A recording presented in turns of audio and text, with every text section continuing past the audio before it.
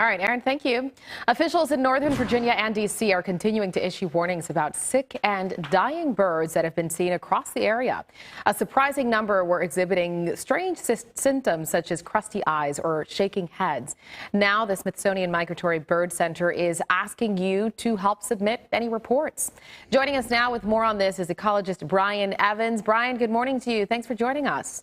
Hi, Jeanette. Thank you so much for having me. Of course. So we mentioned it there. These birds are found visibly sick with strange symptoms, if not dead already. It sounds bizarre. What's going on? Yeah, so the symptoms that the birds are experiencing are often blindness with crusty eyes and disorientation or shaking. They might not be able to stand. And this has impacted literally hundreds of birds and killed a lot of birds in our area.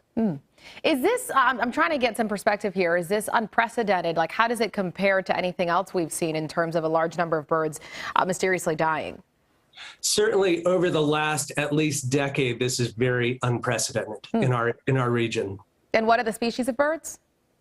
There's several species of birds that are impacted. The ones most impacted are blue jay, European starling, American robin, and common grackle. But actually, it's affected a lot of different species of birds in our area, which is really concerning. And it's also affected both juvenile and adult birds, but most of the birds, maybe 9 out of 10 of the birds, appear to be juveniles that are affected. And I know we've seen this in our area, but this is happening in other parts of the country as well. It sure is, yeah. So we first saw this in our area, but we're seeing it hard hit from Delaware to Ohio, and it seems like it may be expanding into Indiana and other areas as well, with isolated cases that are well outside of that region. And when did this start? When did you guys start to notice that something was off? We started to notice in May, though the first few cases do appear to have come in much earlier, probably April or even March.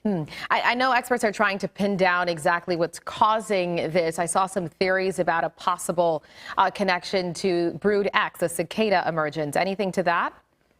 Yeah, well, that was certainly one of our early ideas, one of the early sort of hypotheses that we were testing.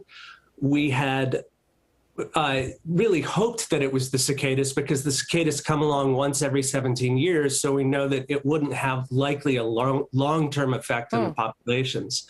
So it does appear that the extent that the area spatially that this mortality event is occurring is wider than that of Brood 10, though.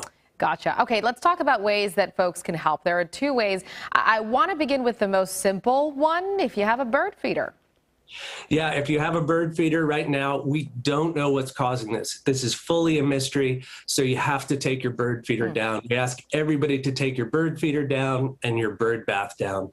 We always ask folks to clean their bird feeders and baths regularly, but right now that's not enough. We have to make sure we take it down. Oh, yeah, I was going to ask you about that, Brian, because I did see some earlier reports about experts asking people to clean them out, but you're going even further than that.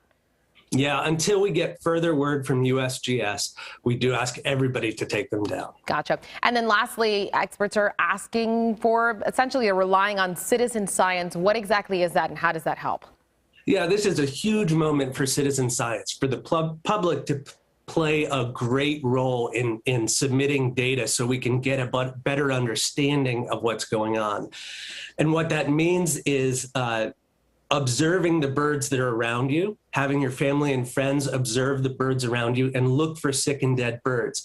And when you find that, report it. This is going to tell us the spatial extent of this mortality event. It's going to tell us the timing and how many birds are infected. Because until that point happens, we really won't know. Yeah, absolutely. It is quite the mystery. We'll make sure to keep tabs on this as well. Thank you so much, Brian Evans, for giving us your time and insight this morning. Great. Thank you. All right, Steve, I'll send it over to you. Well, like many